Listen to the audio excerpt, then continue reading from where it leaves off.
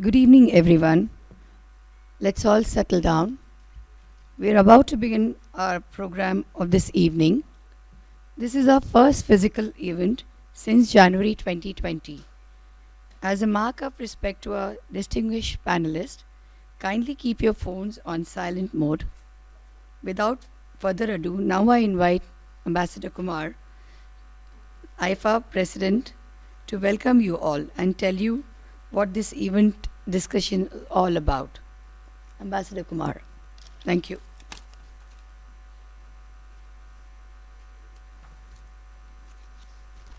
Thank you, Hemangaji. Good evening, everybody. I'm glad you could join. As she said, this first function, physical function since January 2020. I'm thankful to distinguished panelists who have taken time off to be with us. We have all old friends. I don't know how many of you know the thought guru whom you read and his books, and he has been one of the most strong supporter of IFA. He has participated more than a dozen times. General Deepak Kapoor and our friend Arun Kumar Singh, former ambassador to Israel, France, and USA, has also been in these programs for more than half a dozen time. I think the brochure which is here, you can see him on the front page. And Ambassador Raul Chavra is coming for the first time. Welcome. And he kept his career in the MEA as a Secretary ER, having served High Commissioner in Kenya. And he has also served in our embassy in Washington. And having done Master's Economics from Delhi School of Economy, he's the right person to give perspective, economic perspective, India-US relations. Lastly, our friend Graham Mayer, you won't recognize, he was here in the same seat, same hall in 2015. At that time, we had Mrs. Meenakshi Dekh, who is now Minister of Ministry, and Mr. Manish Tiwari, who is now Congress IMP. They were also two panelists, and we were still discussing Obama-Modi relations, paradigm shift, and India's relations. Well, we have so many experts. I don't want to really take much time to tell what they are going to say, but let's say 75 years is a long time in relations between the two nations, and we have seen ups and downs and twists and turns like any other relationships. But let me very briefly rush through some basic facts. I don't know how many of you know that when American philosopher, writer, poet David Thoreau wrote his civil disobedience essay in 1849, he didn't realize that it will resonate with an Indian lawyer working in South Africa. His name was Mohandas Karamchand Gandhi. And he will come back to India and shake the British Empire with his non-violent means. And that time, Mohandas Karamchand Gandhi didn't realize that his non-violent means to get independence for India will inspire black civil rights leader Dr. Martin Luther King in USA. And that process led to the first African-American catapulted in White House, the name called Barack Obama. You go a little further, one young, dashing, saffron-robed monk mesmerized Americans in 1893 when he addressed the Americans, Sisters, Brothers of America, at the Parliament of Religions in Chicago, 1893. We owe a debt to President Roosevelt, who as early as 1943 at Casablanca Summit interceded with the British Prime Minister Winston Churchill that India should be given Commonwealth status. So we have a long history of cooperation. Well, all leaders never get tired of saying we have common values: democracy, freedom of expression, rule of law, multiracial, multi-ethnic, multilingual, whatever you say, all. Now, if these factors, as the leaders claim, are the basis of our relationship, then we would have been the closer buddies, closer friends. But it didn't happen because there are many factors. Look what happened to our Nehruji, took it to the UN, the Kashmir issue.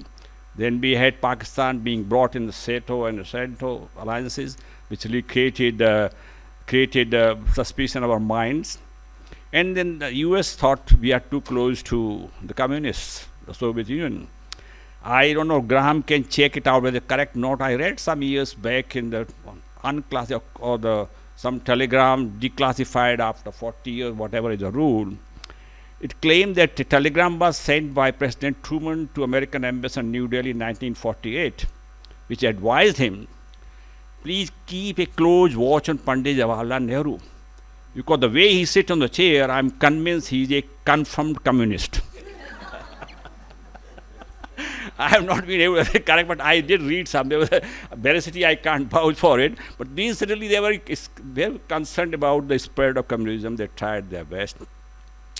Well, we should not forget that President Dwight Eisenhower had a very successful visit to India in 1959.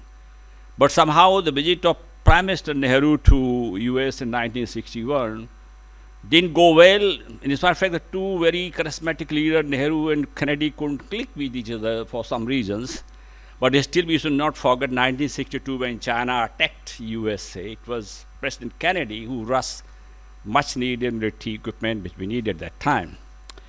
Then we'll move forward. We had food shortages, then we have PL 480 wheat and some controversy about it. But fact remains that US helped us in Green Revolution. US helped us set up the IIT Kanpur, and so many collaborations took place. But then we had downturn, became 1971. The oldest democracy in the world didn't support the largest democracy, India, but supported a military dictator called Yahya Khan, Pakistan, who sent his army to East Pakistan, where they killed more than 3 million Bangladeshis, and 100,000 women were raped and thrown in marshlands. But that was a very bad patch, you can say. But if you read the books of Dr. Henry Kissinger, you won't be surprised, because Henry Kissinger and President Nixon has a lot of, love lost with Mrs. Gandhi. In the conversation, they called her bitch. So you can imagine things. But then we move forward. We have no great interaction for 20 years. 1991, when the Soviet Empire collapsed, and we introduced the economic liberalization by Dr. Manmohan Singh and under Prime Minister Narasimha Rao, the two countries found changed circumstances, changed international domestic conditions to have a fresh look at each other. 1998, under Prime Minister Atal Bihari Vajpayee, we carried out the nuclear test, and then again President Clinton imposed the most severe sanctions on India. But then it is again President Clinton who lifted most of them before he arrived in Delhi in March 2000.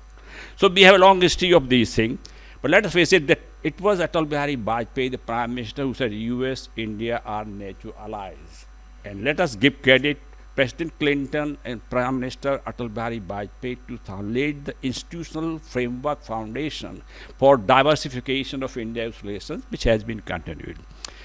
Later on, we have 2006 civil nuclear deal, which brought country, after all, the US made exception to accept India nuclear power without having signed the NPT. And then the successive presidents have been saying nice things about India. I remember President Obama said India-US relations is one of the defining relationships in 21st century.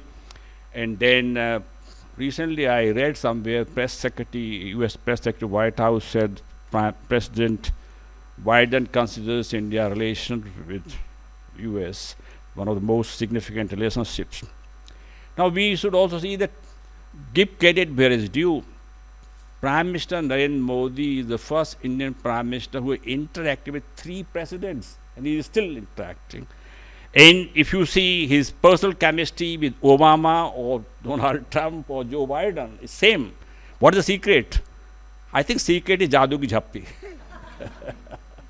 Their Jhappi has really enticed so many people, but because of COVID, he has not been giving Jhappi too often to the leaders, because they are now not even shaking hand. But fact is that it has some kind of really ability to develop personal chemistry with personalities so different from each other. Obama, Trump, Biden, nothing common. But here is a Prime Minister who finds ways and means of really having, in our relationship, I would say in 2022, July, it has never been better. Our expert will say later. Let me just quote a few figures. India-US trade is now $119 billion, which makes the US the largest trading partner. Then you have more than $20 billion export, defense export for USA. Even things like the US oil gas crossed $14 billion.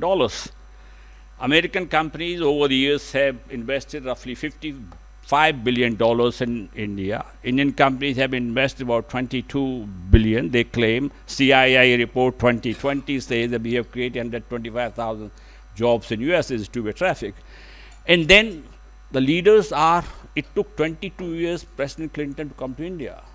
Now here the leaders meet 22 times maybe in 2 years because they are meeting virtually, meeting physically, meeting bilaterally, meeting regionally, meeting World Summit. You have Quad, you have Indo-Pacific, now you have Quad economic framework, and now you have I2, U2. So you have so many forums, and we are discussing everything. We are discussing trade, we are discussing climate change, we are discussing new technologies, COVID vaccines, we have energy, so many things. Sky is the limit. And now we, as Arun say, with 30 odd government-to-government missions, really everything under the sun is being really talked about, cooperation here. Now, it doesn't mean that we don't have difference. We have differences. Ukraine, we have difference. Russia, we have difference. China, we have different. Iran, we have different. Pakistan, we have got so many differences. But fact is, we have reached a maturity where the two countries' leaders can sit together and as friends exchange views that look, what are our issues? And we can really talk about.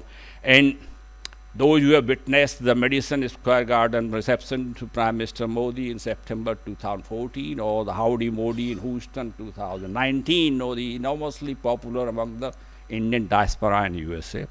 And we are also glad the Indian diaspora, I think President Biden has appointed more Indian Americans in different administrative posts than any previous Prime Minister. I don't know, number is 60 or 65, I don't know how many. I know, like you, one of your Minister Counselor, Ujra Jaya, who used to be here, who attended my IFA function, is now Assistant Secretary. We have Donald Lu. Donald Lu has appointed more than 4 functions of IFA. He is again in charge of the South Asian. So we have collaboration. I wish the two countries have a great future so long as they really be sensitive to each other's core interests. You can't agree, you can't convert, but you must be sensitive to core interests. And so long they keep in mind the broader picture, small bickerings and point of difference will always happen. I thank you once again, all of you, and I am sure you will have a wonderful evening with such knowledgeable people and have great time. Thank you.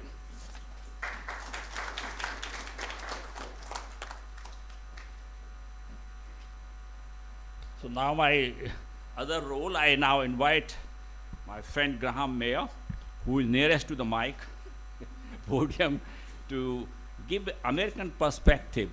As I have been writing in my emails, you have 10 minutes. When you reach 8 minutes, the lady will give first buzzer. To warn you, you have 2 more minutes left. When she gives second buzzer, that means it's time for you to leave and make way for others. Thank you. Thank you very much, Ambassador Kumar, Ambassador Chavra, Ambassador Singh, General Kapoor, Mr. Das, and distinguished guests. It's a real pleasure to be with you here this evening for this very important event. The governments of the United States and India continue to set a record pace of high-level engagement and cooperation as we celebrate 75 years of official diplomatic relations.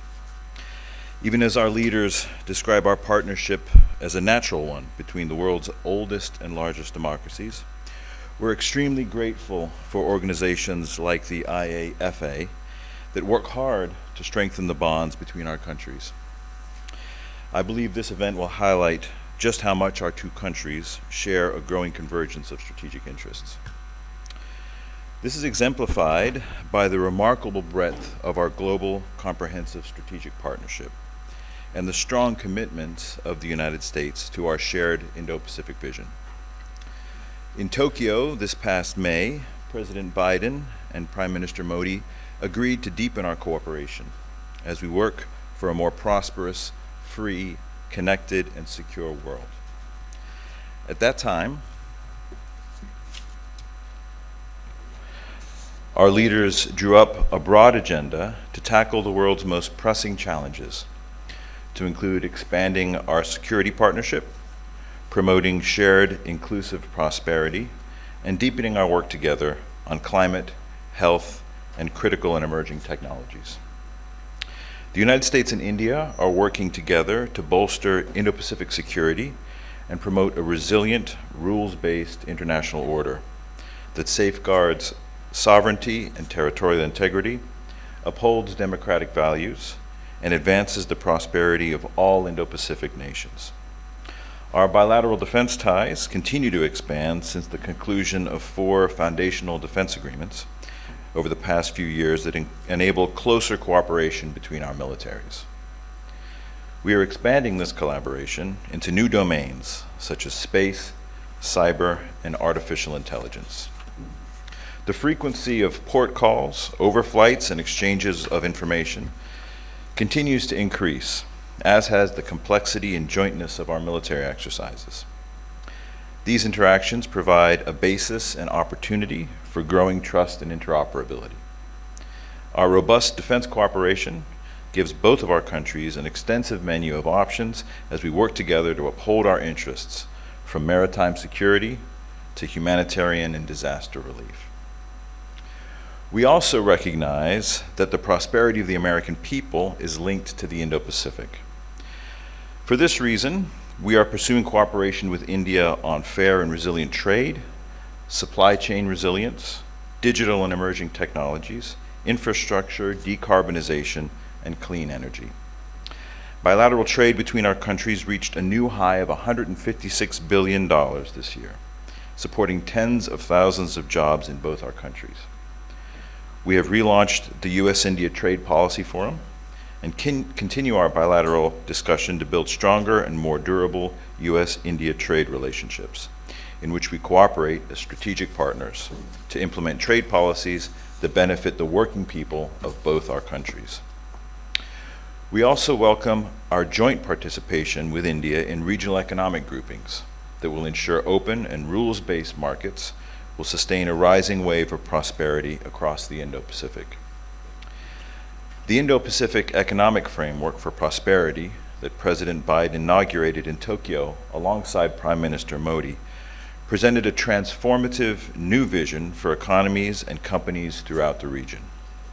Among other areas, the framework will establish a mechanism where we will seek supply chain commitments that better anticipate and prevent disruptions in supply chains to create a more resilient economy.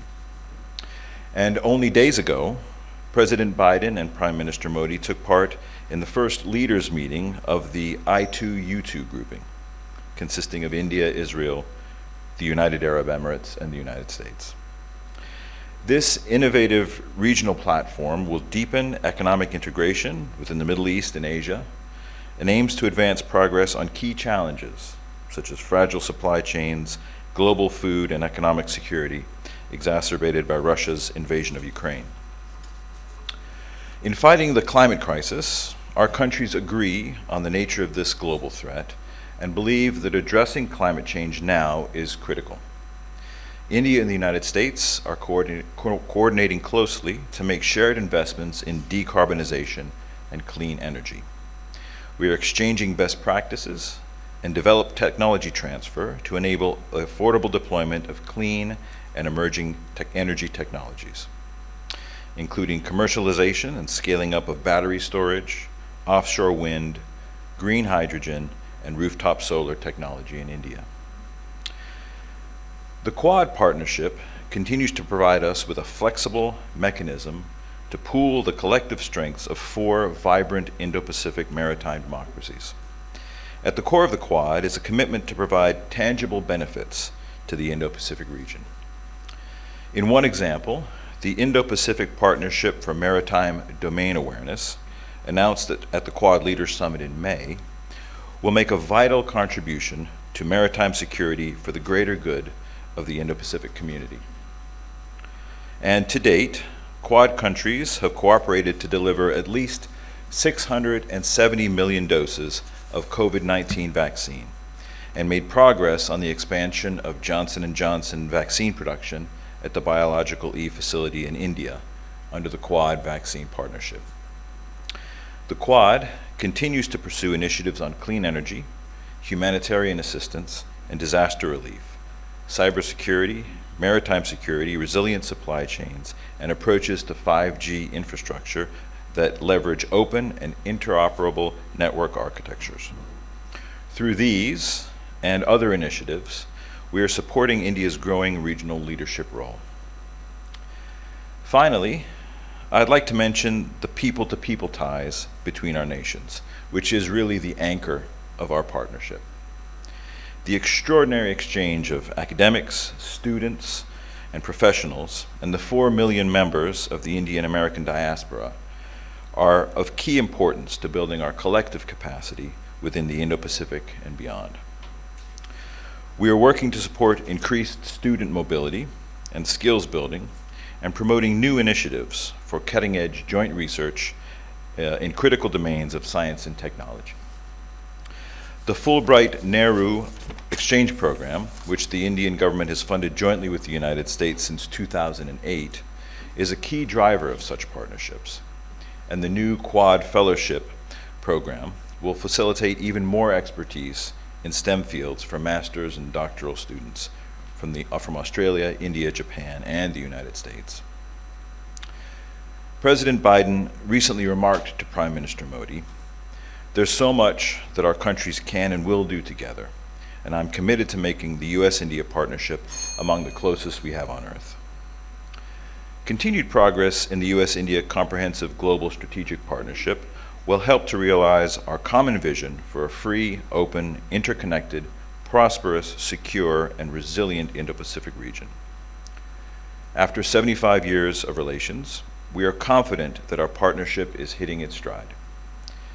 Thank you for your time, and I look forward to continuing our discussion on how we can continue to tap the vast potential of the relationship between these vibrant democracies. Thank you.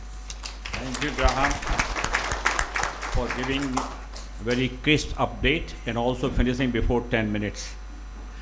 Now I will turn to Ambassador Raul Chavra, because no foreign policy can work without economic content.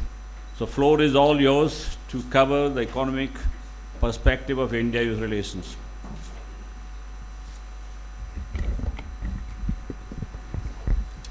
Good evening, ladies and gentlemen. It's a real pleasure to be here on this panel this evening. And thank you, Ambassador Kumar, for inviting me. I thought I'll just break up my 10 minutes to cover the economic and commercial relationship in 5 broad areas. After some introductory remarks, I'll refer to sort of some sectors which may not be pretty evident that they are economic or commercial, but they do have an impact on our figures. And then I'll go into the strategic nature of the relationship, talk about the bilateral dialogue mechanisms that exist in this commercial and economic field, and I'll wrap up with the opportunities that I see in the sectors I can mention. In the 2 minutes summing up, which Ambassador Kumar has kindly agreed to give all of us, I'll mention about what Indian industry asks from the US government and what US industry wants from India. So basically no sector of our economy really is sort of immune from the interaction that has taken place between both Indian and US companies. Right from semiconductors to space, from agriculture to pharma, our industry has interacted very closely with consumers in each other's countries, leading to building on each other's talents and therefore delivering really top of the line products. This is a good time to talk about the economic relationship, since as Ambassador Kumar mentioned and Graham also referred to, the US now emerging as India's largest trading partner, over $110 billion, close to 115-20 depending on which figures we look at, of trade in goods. You add services to it, it reaches $160 billion in 1 year. So it's 1/5 of India's goods exports. So it's a huge, huge figure. Just to give you some sense of the timeline, in 1985 it was just over 2 billion, the trade in goods and services. Last year was close to $75 billion. So that's how it's grown. In terms of jobs, which was also mentioned earlier, the number of jobs that US exports to India's support is over 260,000 jobs. But what's more important is over 31 states in the US, more than 1,000 jobs, and in 6 of the US states is more than 10,000 jobs. supported by exports to India in the US. In terms of FDI, the US is last year was $10.5 billion, over $50 billion as mentioned earlier. This was last year. It was made the US the second largest investor in India. 9% of investments into India coming in from the US. US is also in the top 5 destinations for Indian FDI. Over 125,000 persons mentioned by Mr. Kumar also. And the number of Indian companies in the US is 200, whereas 2,000 US companies are in India. So that's the sort of difference in terms of US engagement here. Over 1 million people employed, and last figures available for sales was over $75 billion for these companies in India, these 2,000 multinational companies. Now I thought I'll touch upon those sectors, as I mentioned, that may not be very evident. One is tourism, because I didn't want that to sort of slip under the radar. The US is India's #1 source for tourists, 1.2 million people, spending over $3 billion. And just to give you a context, Bangladesh is the #2 with 1.1 million. And a US tourist spending and a Bangladeshi tourist spending, obviously there's a huge difference. 15% of total international visitors coming in from the US. On the flip side, not to forget, 1 million Indians visit the US. They end up spending over $11 billion. 31 US states get revenues of over $100 million annually from these tourists. So it's pretty important from the US point of view also. It's the 7th largest source of visitor spending in the US. Students, Graham mentioned about it. The numbers, India is of course the 2nd largest source of students going in, international students. The US is the top destination, with US schools which are hosting over half of all international students. 200,000 students there. The figure is rough calculation, $5 billion what the students spend there in terms of academic fees and living expenses. India is also, by the way, the 4th most popular destination for US students in Asia Pacific. So about 4,000 students are US students are coming in here. The other sector again mentioned by Graham was the Indian Americans. 3rd largest Asian ethnic group after the Chinese and the Filipinos, 18% of the Asian American population. It's a pretty wealthy ethnic group, as you all are probably aware, over $100,000 median household income annual. We are also the 3rd largest recipient of remittances from the US, which is over $12 billion of remittances coming in. The last aspect of this, so we covered tourism, students, Indian Americans. I also wanted to cover state-to-state interaction, which is again, they are the real drivers, as you're aware. I mean, central governments may be formulating policies, but it's actually the states where these policies get implemented. These are the real engines of growth. 23 sister city arrangements and 2 sister state arrangements. So Minnesota and California have linkages with Haryana and Gujarat. In 9 US states and counties have linkages with 13 Indian states. California and Ohio are the most connects. And this sort of gives you, you'd wonder what these connects are for, but it really helps in terms of increasing the profile, visibility, and sort of pushing the agenda. Like for example, the University of Toledo offers scholarship to Coimbatore, people from Coimbatore, because that's where they'll have the link with that state. San Antonio hosts the best Diwali celebration in the US. Which will then further sort of increase the profile of the Indians there. So these aren't really to be scoffed at, these sort of arrangements. People often wonder what they are worth. We come to the third part, the bilateral dialogue mechanisms that are in place for this sort of relationship to go forward. Trade Policy Forum, set up in 2005 with the USTR leading it from their end. The 12th meeting was held in 2021. The next meeting is now due next quarter, last quarter of 2022. 5 agri products got access in the last meeting, thanks to the last meeting. Mangoes, pomegranates, alfalfa hay, cherries and pork got access. The second dialogue mechanism is a commercial dialogue, which is again due next quarter, the next round. Deals with standards, ease of doing business, travel and tourism, led by the Commerce and Industry Minister and the Secretary of Commerce on the US side.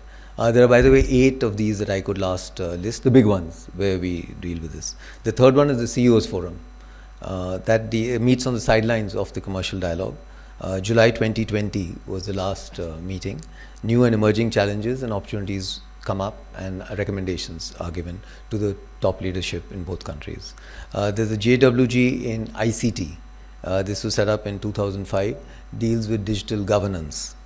There's economic and financial partnership dialogue. The 8th round was held in 2021. The Indo-Pacific Economic Framework, the Aviation Cooperation Program, the High Technology Cooperation Group. So all these are the dialogue mechanisms. I'll come to the strategic orientation. It was mentioned, the supply chain, Graham mentioned the supply chain resilience initiative. COVID has really shown the importance of sort of prioritizing what are the risks that we are having in prioritizing efficiency over resilience in the supply chains. So we really need transparency and trust in our supply chain. So that's one big sort of mind shift change that has already occurred and influencing the relationship, which is therefore taking forward in terms of ISET, the initiative on critical and emerging technologies, AI, quantum computing, 5G, etc. The US West Coast, by the way, has invested over $18 billion in Indian digital markets. Just Facebook and Google combined have invested over 15 billion. The startup ecosystem is pretty much interlinked between the two countries with our HR talent. There's a lot of tech opportunities are expanding, but so are the threats. And that gives us the next collaboration area, cybersecurity. So now I come to the last segment, the opportunity areas which I see. Climate change. India with the Strategic Clean Energy Partnership, I mean, we have committed 100% electric mobility. So you can see by 2030, the sort of scope that's there. Startup and innovation. There's already the DST Lockheed Martin India Innovation Growth Program in place. Defense manufacturing, which was just mentioned. 2025, the target is $25 billion, exports of $5 billion. And $130 billion in capital spend in the next 5 to 7 years is the target. Space technology. Indian assets on the ground and in space, $37 billion worth. So the US can collaborate with this sort of space assets that we have. Healthcare and vaccine cooperation already mentioned, critical technologies, and cyberspace. So these were the sectors that I identified. Thank you so much. Thank you, Ambassador Chavra. You have given so much information. Actually, I myself didn't know many of these details. They are very useful. After economy, now we'll turn to defense and security, and we couldn't have found a better person than General Deepak Kapoor, who was the former chairman of the Joint Chiefs and the Chief of the Army Staff. General Kapoor has been with us earlier also, so over to you, please. You will see I refer to 1971 and 2022. If you look at the defense, nobody can believe they are same two countries. Thank you. Thank you, Ambassador Kumar. It's indeed a pleasure and an honor to be addressing this august audience. Last 75 years of Indo-US relations have been a roller coaster ride with plenty of ups and downs. One basic tenet which all nations generally follow is that the policies are by and large dictated by the national interests, and it is only right that it happens this way, especially where defense and security cooperation is concerned. For ease of conveying, I have divided this 75-year period into three equal, approximately quarter-century periods, some of which has already been covered by Ambassador Kumar very ably. So let me start with the first 25 years, starting from when India got independence till 1972. This period saw a very close Pakistan-US relationship. Please recall CENTO, SEATO, as Ambassador Kumar referred to. The three wars that India fought with Pakistan in 1948, 65, and 71. The US tended to support Pakistan more so openly in the 71 war, which Ambassador Kumar referred to. The US did come to the help of India when China attacked in 1962. Perhaps that was the reason when the Chinese decided to withdraw from most of the territories which they had occupied when they came in. India in this particular situation was constrained to be in close association with Russia, both diplomatically as well as militarily. Coming next to the second quarter, that is a period from 1973 to almost the end of last century, US needed Pakistan's assistance in fighting the Russians in Afghanistan. So to that extent, the association with them continued. The US during this period also supported tremendously the growth and development of China. And perhaps that's one of the reasons why today China is a regional and aspiring to be a global power. Indian constraints, as earlier, forced them to continue to be in close association with Russia, both militarily as well as diplomatically. Coming to the third quarter century, from the end of last century till date, China during this period has grown exponentially. Like I mentioned, they have already become a regional power and are aspiring to become a global power, and they have expanded aggressively in South China Sea. They make claims there, in the Himalayas, and also they are challenging the US supremacy in the Pacific Ocean.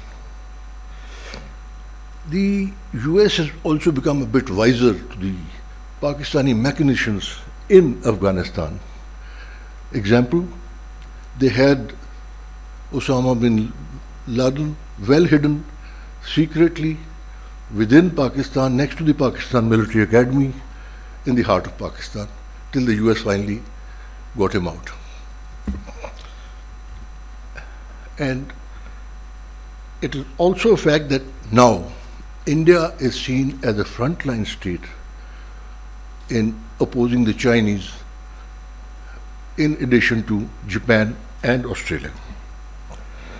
Some of the issues that are affecting close India-US relationship in the last 75 years, and first and foremost, I think, is the choice that India has made of retaining its strategic autonomy, which is not very much to the liking of the US.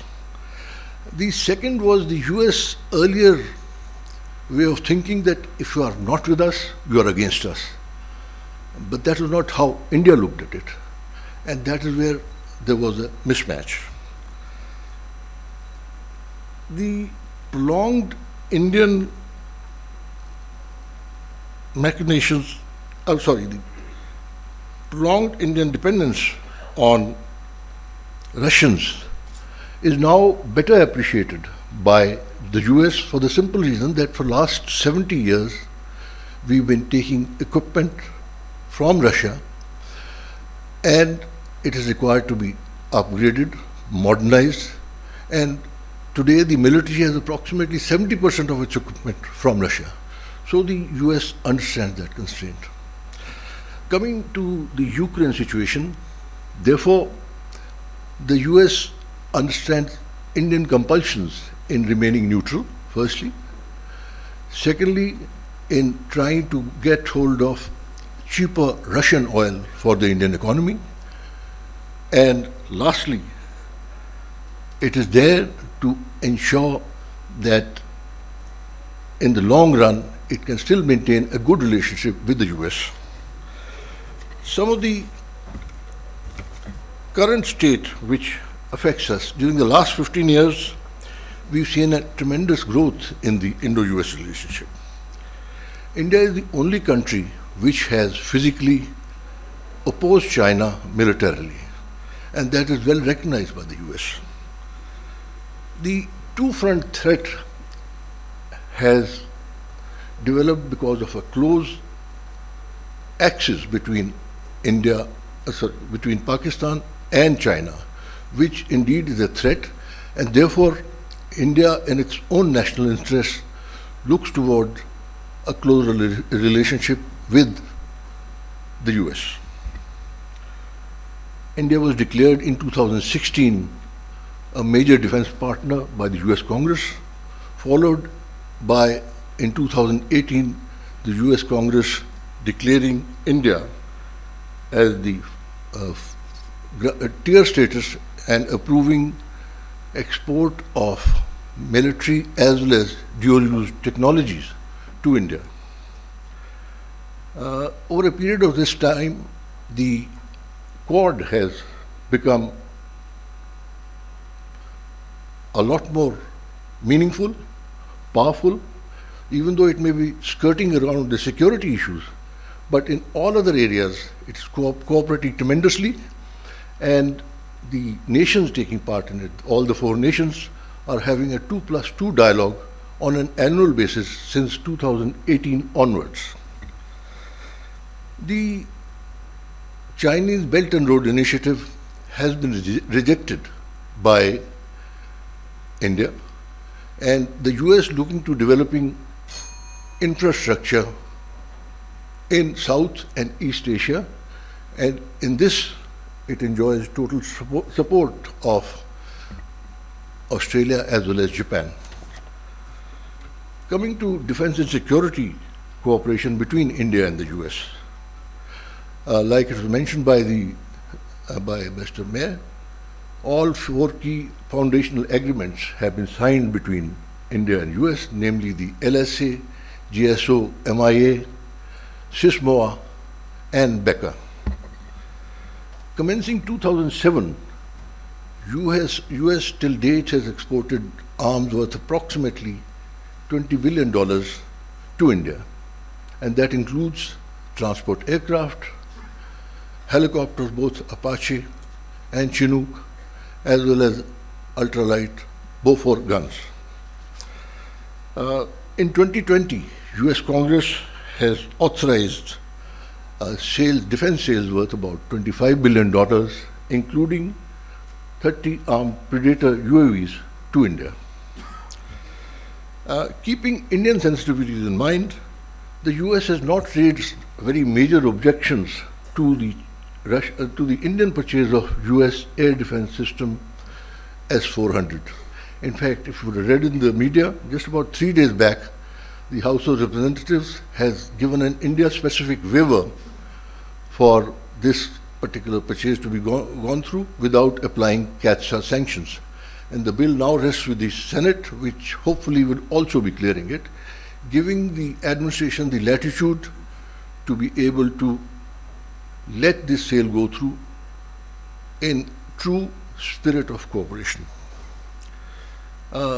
Aside from that, regular annual exercises between the militaries of the 2 countries in the realm of Army, Navy, and Air Force have been ongoing on an ongoing basis, on an annual basis. To conclude, last 15 years has seen a sustained close cooperation between India and US. This cooperation is based on commonality of interests from both sides. And I see this relationship gradually strengthening over the next decade and becoming a strong strategic partnership as we go along. Thank you very much. Thank you, General Kapoor, for very incisive and pointed analysis of our defense cooperation.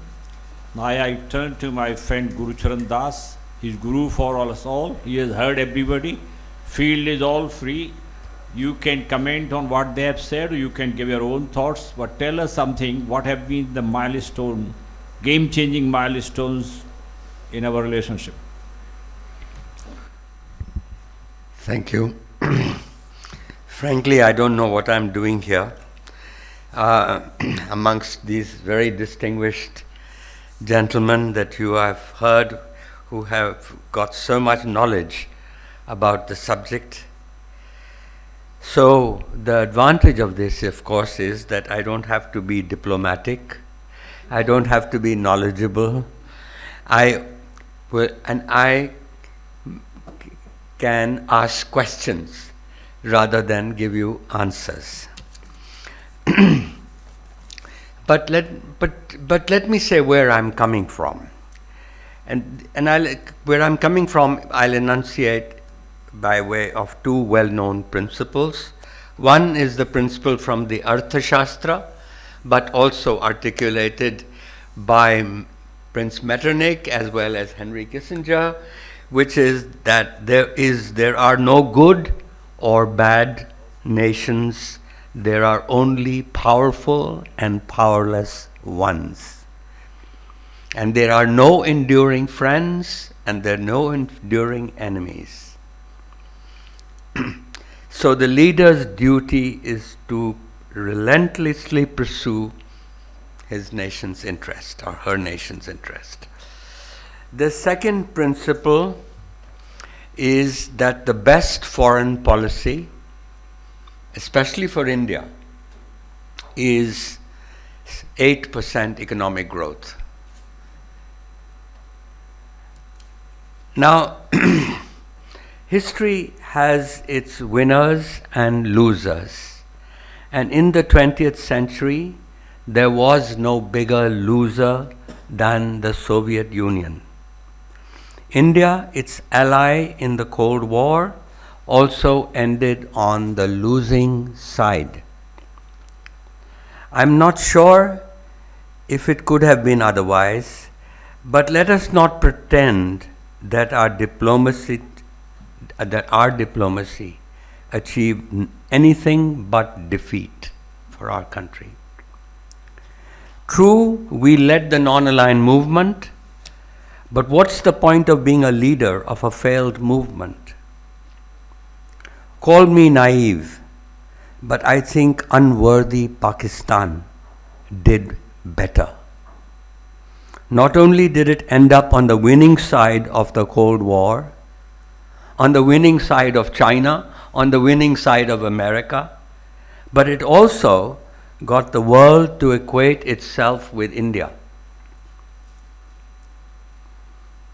So when it comes to 75 years of Indo-US relationship, I believe it's a story of missed opportunities.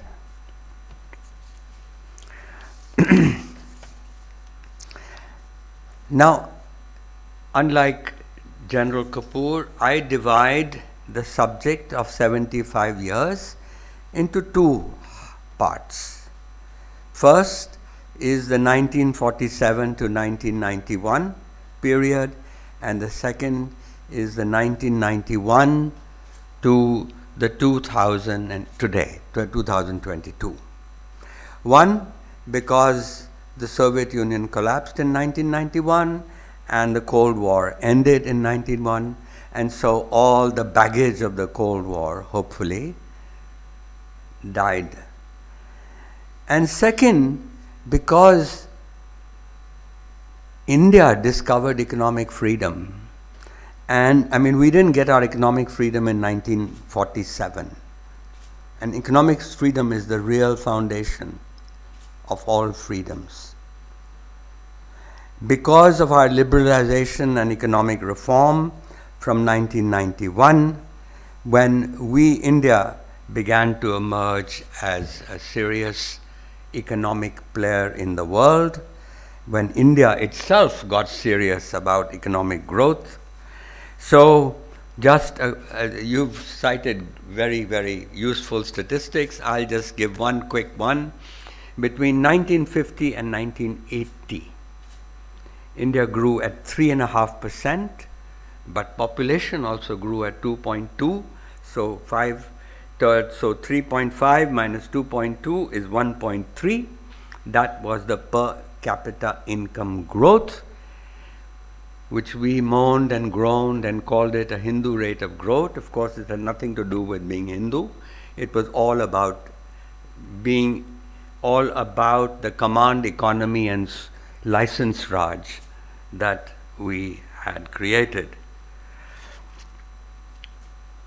And then, if you see from 91 to today, the second half, we have doubled.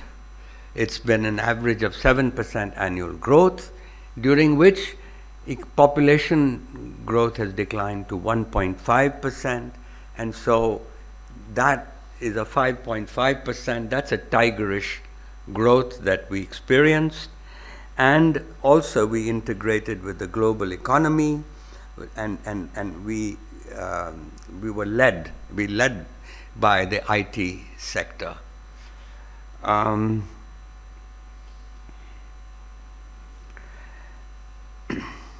So you've heard the statistics. Our GDP today is 10x of what it was in 91. 160 billion, 156 billion trade between the US and India. So if 1947 to 1991 was a story of missed opportunities, the 1991 to 2022 period has shown a gradual coming together with the United States. You call it strategic partnership, but in all areas you've heard very, very, excellent presentations you've heard, both on the security side as well as on the economic side from these distinguished speakers. I don't have to give you any numbers. And the US and India, frankly, have probably the most comprehensive relationship that we have with any other part of the world. We have a military relationship with Russia, but we don't have an economic relationship. We have a economic relationship with Europe, but we don't have a military relationship with Europe. So it's really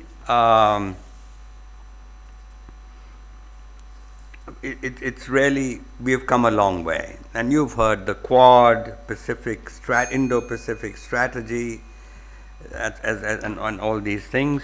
Of course, the only worry, the nightmare is, what if India and what if America and China get a détente? We'd be left out in the cold. Or for the US, what if India and China get a détente? As the foreign minister of China was suggesting a few weeks ago, then America would have some difficulty. But let me say that this relationship has advanced by leaps, despite powerful doubters, despite ambivalence amongst the professionals in Washington, D.C. and in Delhi, especially Delhi. And the question that I want to ask really is, why does this anti-American legacy persist in Delhi? And don't we see that even today Pakistan seems to be outmaneuvering us, getting more out of China, more out of the United States? And despite the fact that everybody said, oh, when Mr. Biden comes to office, Democrat, our relationship's going to go down because the Democrats care about human rights and they're going to start lecturing us again on Kashmir, etc. And despite the fact that they said that, well, you know, what Trump achieved with China, Biden will never be able to stand up to that. But he has. So, the question really is, why? And India today is really at the cusp. I think if you don't believe me, read the article on May 13th in The Economist. It was a cover story on India, India's moment.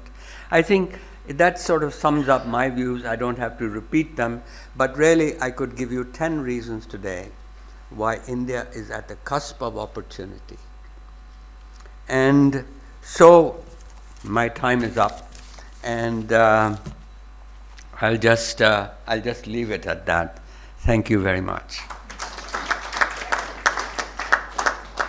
Well, Guru, your name is Guru Charan. I call you Guru. Hey, Guru Brahma, Guru Vishnu, Guru Maheshwara. And we accept the big words which you throw at us with humility. If Pakistan was the winning side, where is Pakistan today? Except the epicenter of international terrorism. And if non-alignment was such a useless thing, many people think today the strategic autonomy nothing more than same.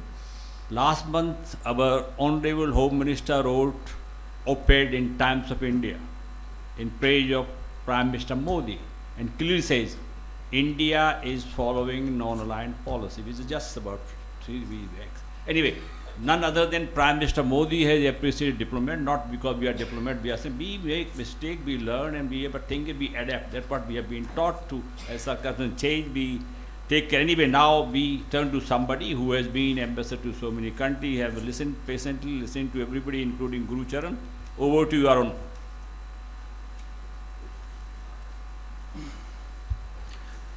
Thank you. Thank you, Master Kumar. I think I've been given a difficult task speaking at the end of so many distinguished speakers, and difficult task for all of you, having heard us for some length of time. So what I will do, since many of the facts have already been enunciated by Master Kumar and others talking about the political dimension, the security, defense, the economic, is to see if I can add any nuance and any interpretation to events that have been described. And I'll start with what Mr. Gurshan has asked about why. Why is it that there is still a lot of suspicion about the relationship? And the reason is clearly that it has waxed and waned. There have been times when the US has been supportive of India, and at times when the US was either not cooperative or adversarial. And if we try to understand why that has happened, it's not because the US liked India or did not like India. It's because, as was mentioned, every country takes decisions based on its own perception of national interest or political compulsions of the leaders who are taking the decisions. So they are doing it on the basis of their interest. Where there is convergence, the two countries work together. Where there isn't convergence, they won't be able to work together. And when I have analyzed closely the US decision making, what comes out is that their decisions, as far as we are concerned, and impact on us, are broadly influenced by 4 factors. One, what is US global priority at any point of time? What do they see as the main global challenge? What should be their global strategy? Based on that global strategy, where does Pakistan fit in? And therefore, what will be the impact on us? Also, based on this global strategy, where does China fit in? And then how does it impact on us? And finally, what is the strength of the bilateral relationship between India and the US? So if we examine these factors, we can explain the ups and downs of the relationship at any point of time. So in terms of one of the chapters or periods that was sorted out, there was a strong relationship with Pakistan for the US, so long as Pakistan joined the US-led military alliances against the Soviet Union. So the US saw Pakistan as a partner, and clearly Pakistan's intention was not to help the US in the context of Soviet Union, but to get weapons for itself against India. And the US overlooked that because they could show that it was joining the US-led military alliances, and that created complications for some time. At the same time, in the context of China, for a long time, especially since we became independent, the US saw democratic India as presenting a different message in the global context compared to a communist China. So they wanted to be supportive of India. If you go back and take a look, in 1959, the then Senator John F. Kennedy gave a major speech in US Senate focused entirely on what the United States should do with India. Provide more support to India, more economic assistance to India, because it needs to deal with the challenge from China. And in 1962, when we had the conflict with China, it was the US which was more supportive of India, even more than the Soviet Union, which was otherwise a strong partner of India, but had the Sino-Soviet split had not been formalized by then. But in 1971, when we had the conflict with Pakistan, the United States came down completely on the side of Pakistan, not only because Pakistan was still a military ally, but also because, and Henry Kissinger mentions this in his memoirs, that they wanted to signal to China, because the US had just started reaching out to China. Kissinger had visited China in July 1971 through Pakistan, came to India, didn't tell us anything, went to Pakistan. It was put out that he had fallen ill, was out of sight for 2 days, made a quick trip to China. So, and they wanted to start building a new relationship with China to sharpen the Sino-Soviet split for the global balance of power. And Henry Kissinger writes that in 1971 they came down entirely in support of Pakistan, also because they wanted to signal to China that we remain loyal and steadfast with our friends and partners. That if you are going to come on our side and start building a new relationship with us, you should be confident that the United States will be with China. So they were doing their own calculations. So I think in today's context, looking at the background, in fact, when I was in the US, I remember many interlocutors used to ask me, why do you still look at us with suspicion? And even now, when you see much of the writing related to the responses on Ukraine, there's a lot of writing about be very careful of the US, don't come down entirely on the side of the US. Of course, we have a strong relationship with Russia, and that's very, very important. And the reason people are still a little suspicious is because, you know, the US decision making, at least related to India, has met its ups and downs. But from the US perspective, they say that if you look at it since 1999, we have been broadly supportive of India, different from the past. In 1999, when we had the Kargil conflict, that was the first time that the US came down in support of India on India-Pakistan issues. And that started that. Then if you look at in 2008, the US did the Civil Nuclear Cooperation Agreement. It was a major agreement for India. We came out of nuclear apartheid.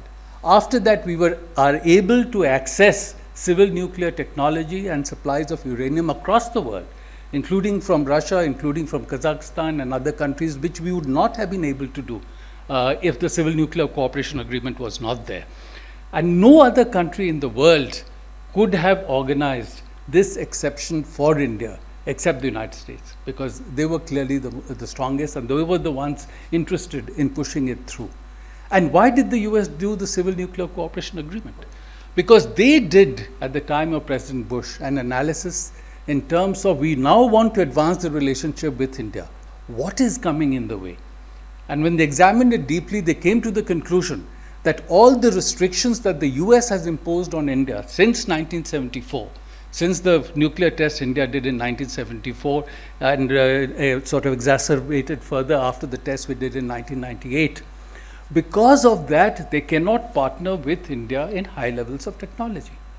And unless they are able to partner with India in high levels of technology, the economic relationship cannot develop further, and defense cooperation cannot increase. Because unless you get high levels of technology in defense, you cannot build a strong foundation for partnership. So with that decision, they decided to make an exception from India. And this is very unusual, because in the history of international relations, it is very unusual for an exception to be made for one country, and exception to be made for the country for which all these international regulations were set up and structures were set up. But an exception was made for India, and as a result of that, we are able to get high levels of technology from the US. In fact, I remember there used to be something called the HTCG, High Technology Cooperation Group, between India and the US, which was set up after 2000 to try and promote high technology cooperation. And when we were working on it, there were a large number of items that were being blocked in terms of supplies to India. Today, the HTCG, the High Technology Cooperation Group, has essentially become irrelevant and redundant, because most technologies that we need are by and large coming through. Because India has been declared a major defense partner, there is Strategic Trade Authorization Level 1 that came under the Trump administration. And so when President Biden and our Prime Minister met in May in Tokyo, in the joint statement, there are 2 paragraphs devoted to a structure now being set up between the 2 countries at the level of national security councils to start cooperation in critical and emerging technologies, which is something completely new. So far, when we did science and technology cooperation, it was cooperation for science, which then had a good diplomatic benefit or result. Now it's the other way. The approach is from the national security perspective, what are the technologies that we must cooperate in? And then how do we spread it to the other parts of the system? So based on all this, if we look at the situation today, I think the relationship has clearly a long way. What the Ukraine conflict has shown that we have now learned to manage our differences. Earlier, we couldn't manage our differences. The US Secretary of State has said on repeated occasions that earlier we understand India's decision-making related to Russia now because that relationship was built up at a time when the US was not willing to be that kind of a partner. But today, the US is ready to be that kind of partner. So that's a signal that we want to deepen the relationship further. The National Security Advisor, Jake Sullivan, said that with India, we are playing a long game. And again, I think senior official in the National Security Council was quoted as saying that today, India is the swing vote. And we want to see if that swing vote can gradually bend a little more in terms of strengthening the cooperation with the US. So I would say that yes, the relationship has been complex. It has had its ups and downs because no two countries will always agree on anything. And after all, for example, whatever Russia has done in Ukraine, it has done based on its own perception of its interests, not looking at how it may impact on India. So where there is convergence, the countries work together. And I think the challenge for for this relationship going ahead would be how do we continue to manage our differences? And if we do that well, I'm sure the relationship will strengthen even further. Thank you. Did so many new dimensions and really given new insight in relationship and how we manage our differences. And I promised earlier, now we will have last round of 2 minutes each. We start from the left and go in the way we are sitting. So you go ahead, Graham, then General Kapoor, then we have Arun, then we have Chavra ji, and last our Guru Charan. Thank you very much. As I was listening to the distinguished panelists, I was reflecting a bit on what we might be saying at a grouping like this in 25 years, in 2047, the 100th year anniversary of establishment of diplomatic relations. And I think based on the trajectory in the relationship between our two countries, some of the factors that we've discussed today, I'm hopeful and actually quite confident that one of the things we would be discussing is just how vital this partnership is for the peoples of our two countries. We've been talking a lot about geostrategic factors, regional factors. I think one issue that we haven't discussed perhaps as much is some of the technological factors that will really shape the life experiences of our children and grandchildren in very profound ways that I think we perhaps don't understand yet. I'm talking about technologies like artificial intelligence, gene editing, machine learning, virus technology. These all have the potential to shape humanity in potentially very positive ways, but also in quite nightmarish ways.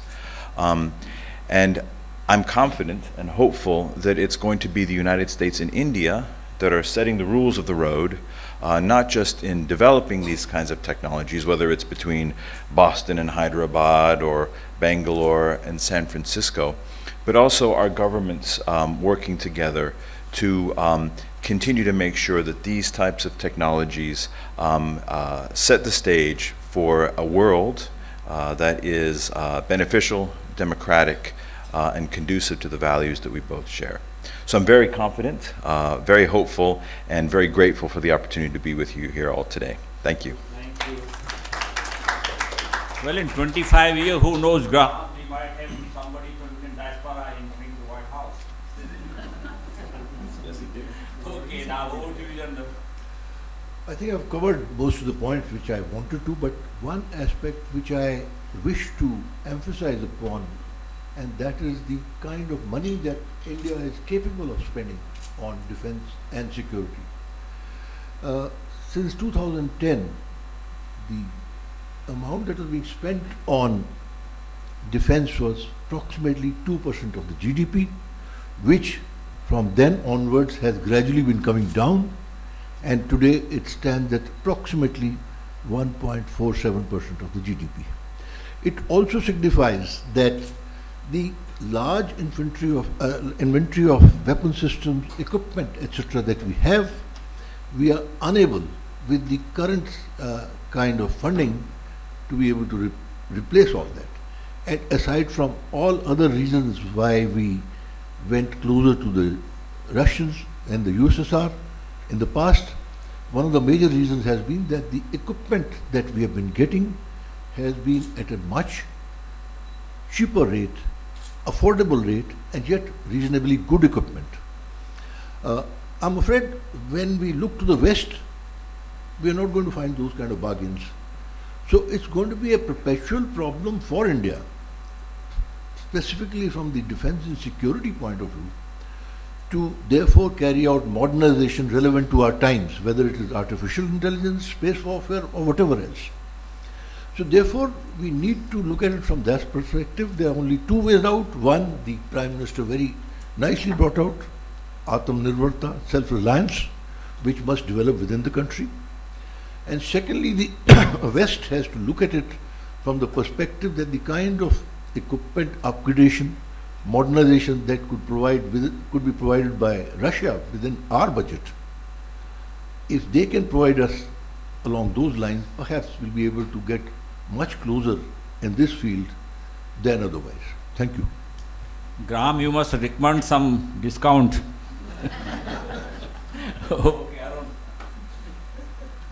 Thank you. I'll just touch upon a few things quickly as indicators. So in February 2016, at a time when the Obama administration was otherwise very supportive of India, they suddenly decided to supply 18 F-16 aircraft to Pakistan because they thought they could now get more cooperation from Pakistan. Yet we were able to lobby US Congress to block that supply, and it was blocked. So again, it shows that now there is a multi-stakeholder involvement in the India relationship, and I think the passing of the Ro Khanna-led amendment in the House of Representatives is another indicator. Last year, when we had the severe impact of COVID in India, the second wave, the Delta wave, the new administration had just come in, and they were very lethargic in their response to what India needed. And they came in under a lot of criticism from US businesses and the Indian origin community in the US that the administration needs to do more. Faced with that pressure, they really responded positively, and eventually I think more than $400 million worth of assistance was given.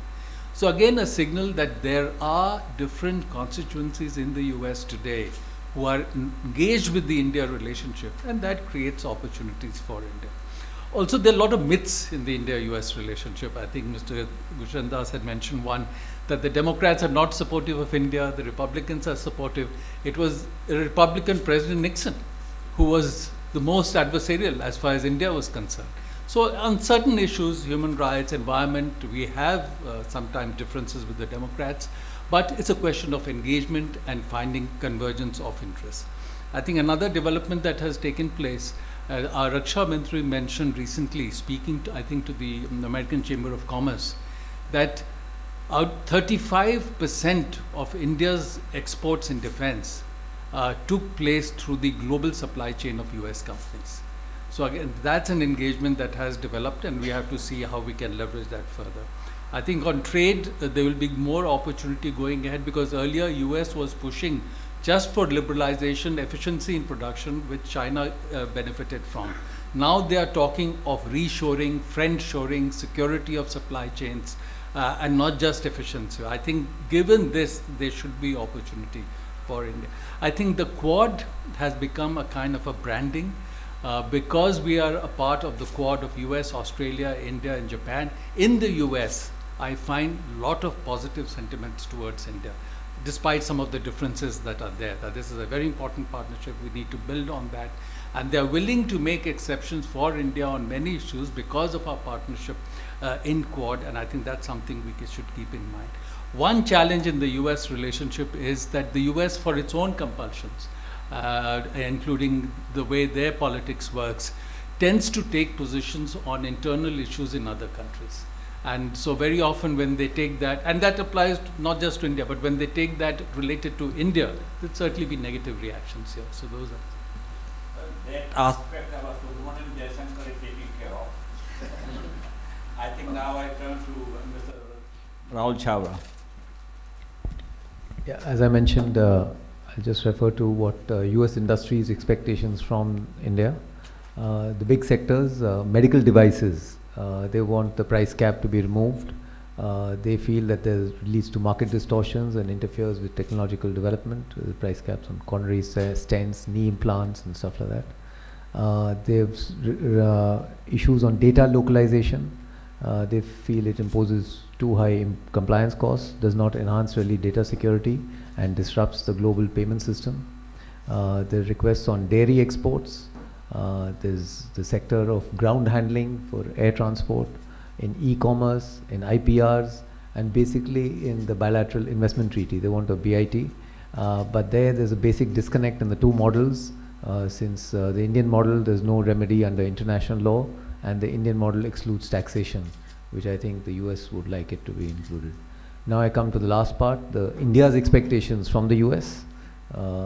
Restoration of the GSP benefits that were withdrawn for India. Several sectors benefited from the GSP.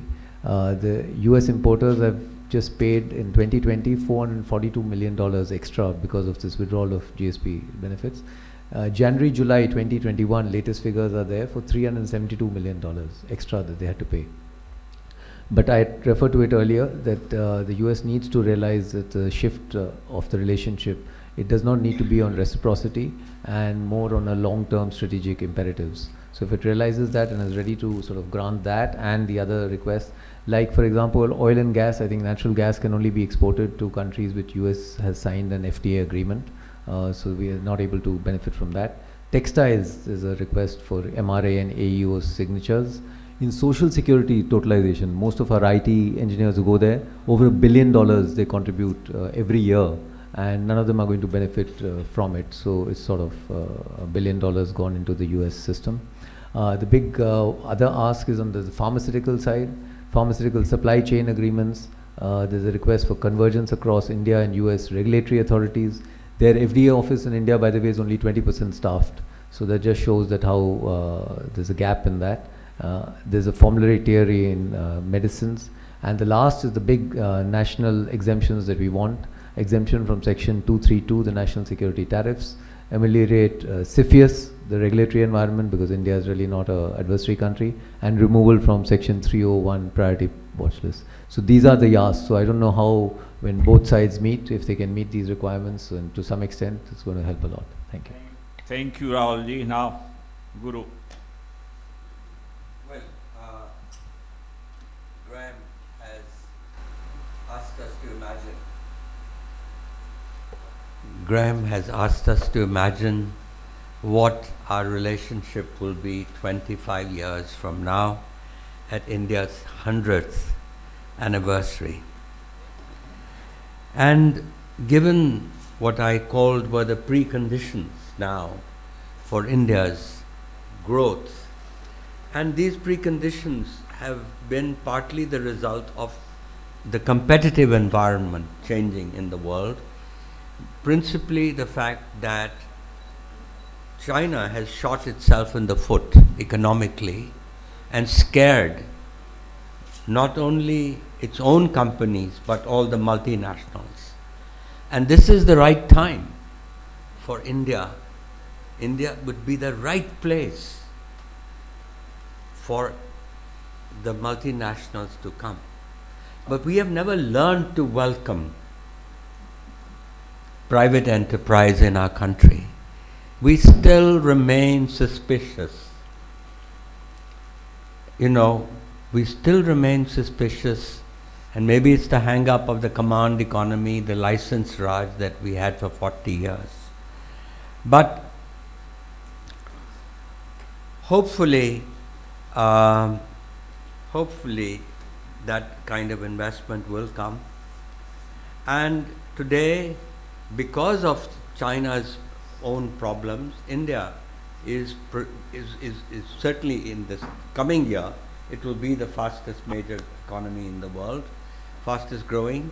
But now, how do we sustain ourselves as that? And if we can keep 7 to 8, I don't think our democracy will allow us to go double digit, as the speaker from Singapore was advising us the other day.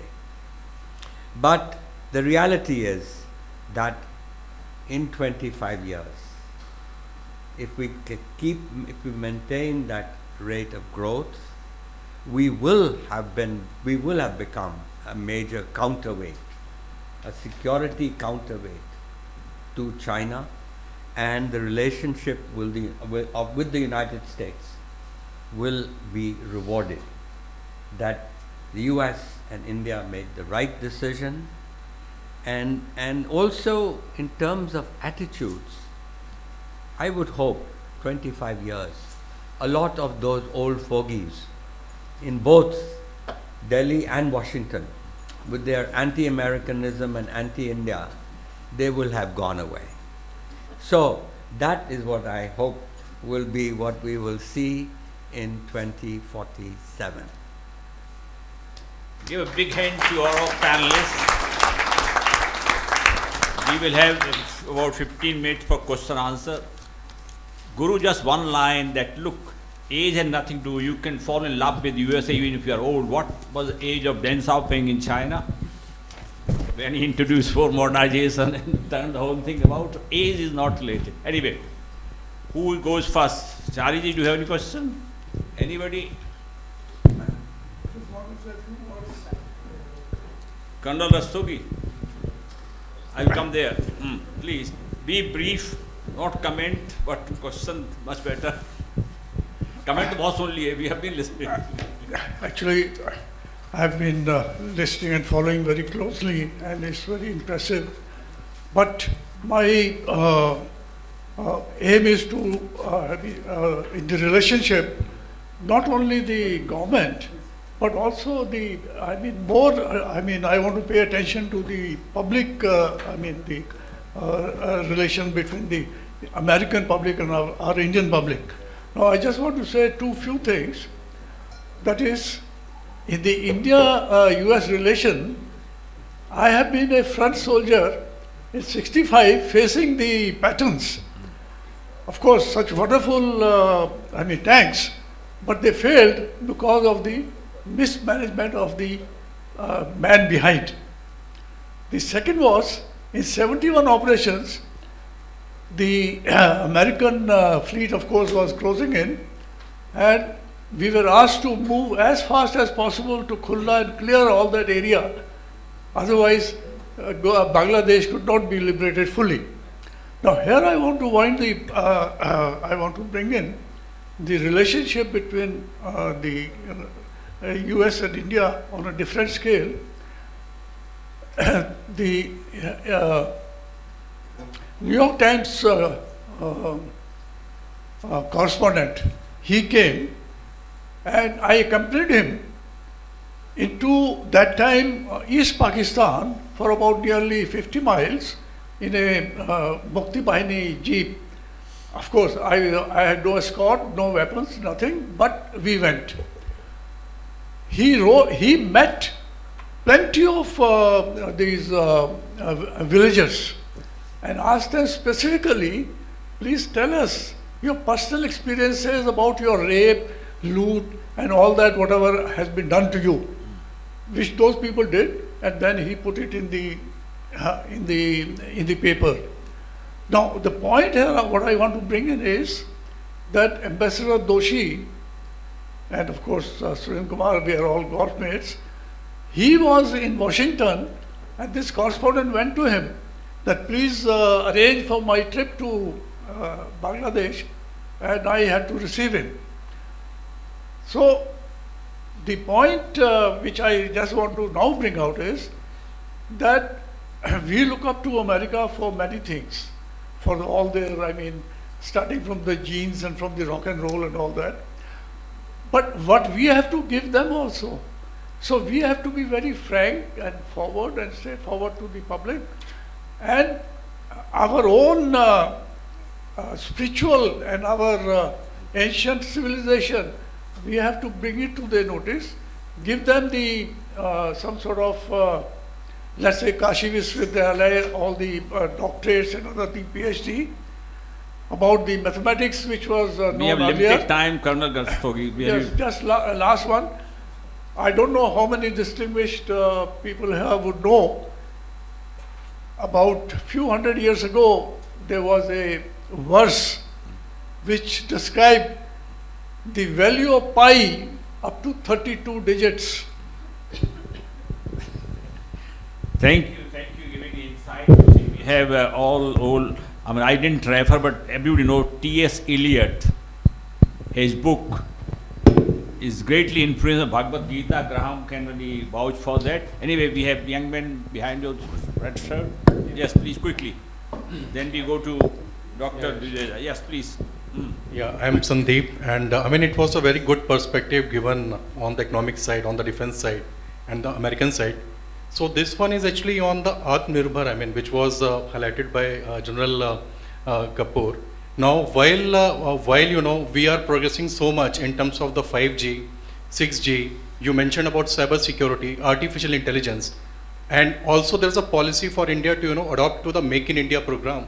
I think as while we are growing, there is some specific percentage in each of the technology to be adopted. There are many American companies in India, those who have the presence over here.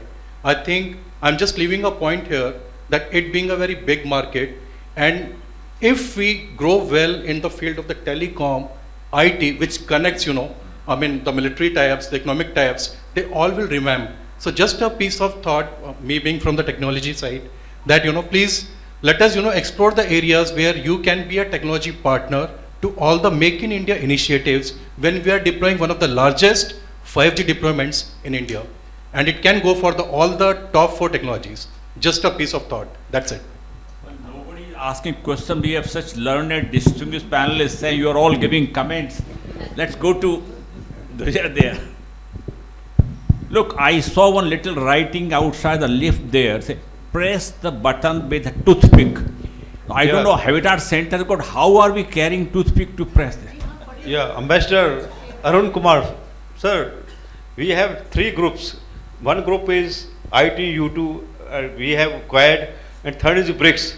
This way we are trying to shift our strategic towards US in comparison to Russia. Don't you think we should have one more group where we can have one more group where Russia is more important? And second question is to Graham.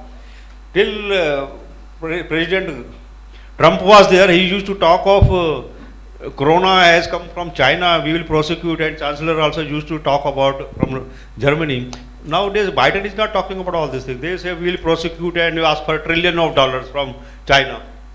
Okay, Arun, you want to say something? No, obviously, the Russia relationship is a very important relationship for us, very significant defense cooperation, as General Kapoor also mentioned. There is a very important energy partnership. I think some of the investments that we've done in Sakhalin have worked very well for us. Russia has also provided political support to India at times when we needed that. So all those are factors. Also, on the India-China issues, we would not like Russia to go over entirely onto the side of China. So that's again something we have to keep in mind.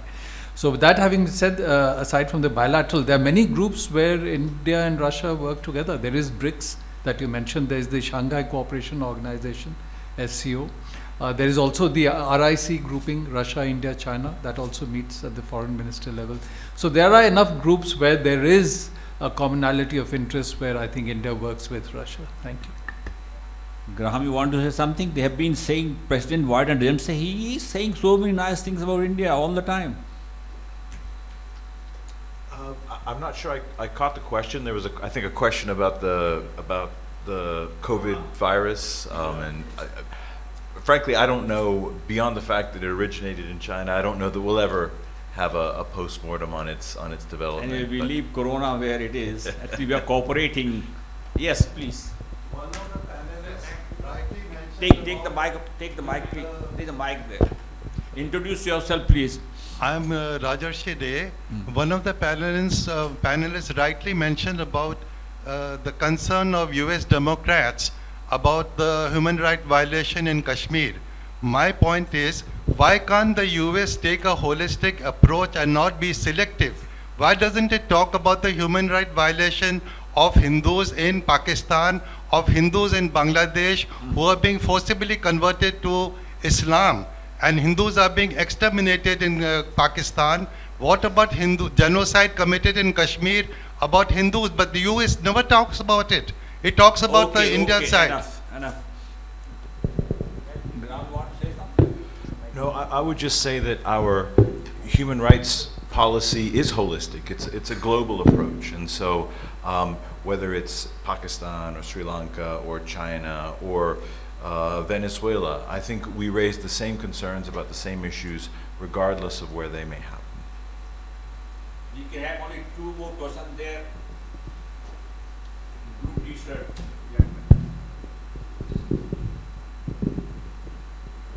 Thank you. My question is, how does India balance the strategic desires of Russia and USA successfully, especially in lieu of what's happening in Russia with Ukraine? And does India aspire to replace Russia as its main arms importer to US? And yeah, that's kind of the real interest for me. I think this issue has been addressed, but I think General Kapoor can really say something. I did try to cover when I was giving my address this particular aspect, but India as a policy has to steer clear and remain neutral.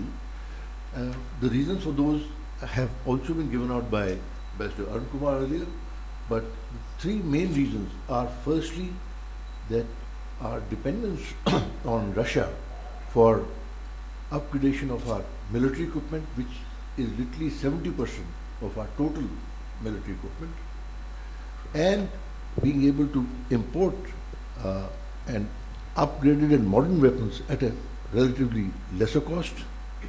Secondly, we are also looking for purchase of oil at cheaper prices, and we are a developing country. We do not have the kind of resources which the West or the US has, so we have to work within that ambit. And like Ambassador Arun Kumar pointed out, in the event of a Indo-Chinese confrontation, which is very much a possibility, we would be happy if Russia remains neutral and maintains that stance. So with all these considerations, the US very well appreciates, not only the US, even the West, Europeans as well appreciate our position, and this position is not likely to be changing very shortly, for the simple reason that our dependence on the Russian weaponry and equipment, which has been there for such a long time, would require some period of time before we can switch from Russian-oriented equipment to either Western-oriented equipment or locally produced equipment, which we can then have and can have in abundance, rather than getting stuck with limited budgets which are not even allowing us to carry out total modernization. Arun, you want to add anything? Okay, one last question. We are no lady. I think we'll give it place to the lady here. Okay. He's coming. Bring the mic. Can I go? You should make a choice. Be chivalrous.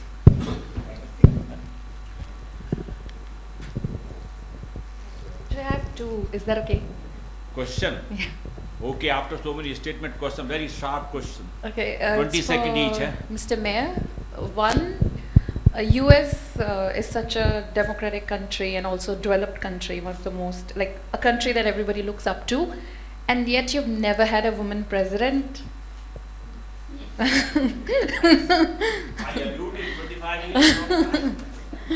And the second one, US claims to be one of the largest democracies in the world, and yet to be close friends with China and Israel, not so democratic countries in the world. So how do you balance that? Thank you. China, Israel on the same. Well, first I'd say that we had a female candidate for the presidency in 2016. So I think it's only a matter of time before, and I look forward to the day when we have a woman in the White House. And then I wouldn't characterize our relationship with China as one of friends. I think, as Secretary Blinken has described it, it's one of competition. And so within that context, we feel we have to manage that competition responsibly in a way that's not destabilizing. And I think that's the overall approach we have with China. And of course, the relationship with India is with Israel is a bipartisan one. It's one that's been supported by both parties in the United States for very long-standing and historic reasons, and it's one that continues. We obviously do have areas of disagreement, and we raise those frankly, but it's a long-standing partner and will remain so. Thank you. We are overshot of our time, but because you are very keen, last question from you. That's last. Okay, so it has been reiterated several times that Quad is not a military alliance. Can in the future, if any situation arises, can it be converted into a military alliance? Let me just say that I don't think we should get caught up with putting things in neat boxes. You can always do cooperation as required for security reasons without any formal agreements and structures. It's a question of where is there a convergence of interest and political support for doing any kind of activity. Big hand to the audience. You have been wonderful audience. Thank you, panelists. You have been great panelists, and we look forward to having you again in future. Thank you. Good night.